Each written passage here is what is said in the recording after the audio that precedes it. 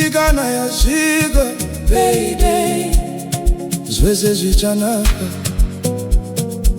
Asi payday yasvika, zvinhu zvacho hazvina kuchinja.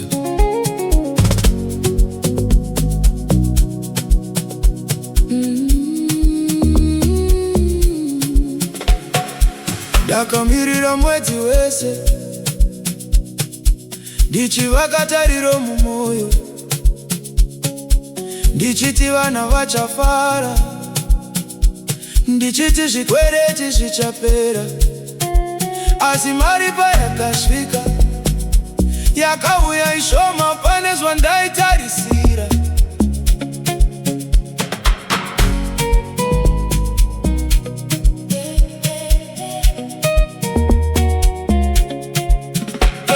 Iripa, school fees iripo, mabiri aripo, mari yacho shoma, zviroto zvikuru, omwe iri diki, moyo unoda, asi simba harikwani.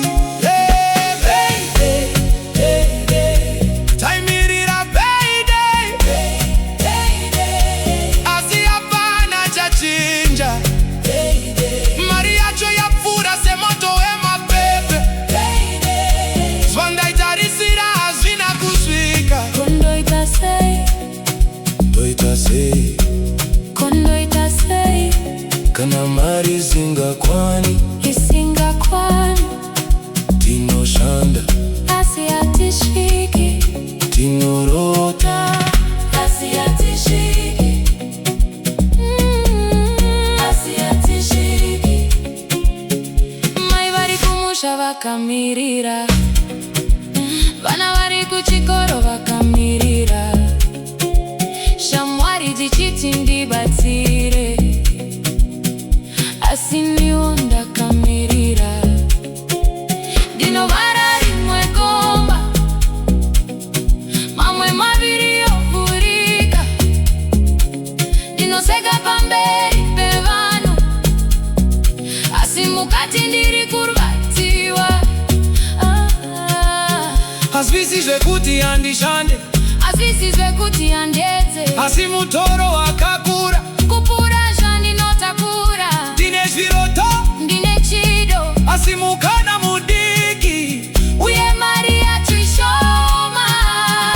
Payday, payday, taimirira payday, payday, asi hapana chachinja. payday, Mwedzi wapera ndakamirira, payday. mangwana ndotanga zvekurwira. Mwedzi unopera,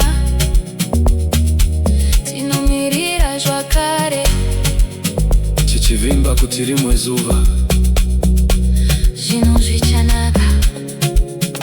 payday, payday, payday. Asi tariro haifi, tariro haifi.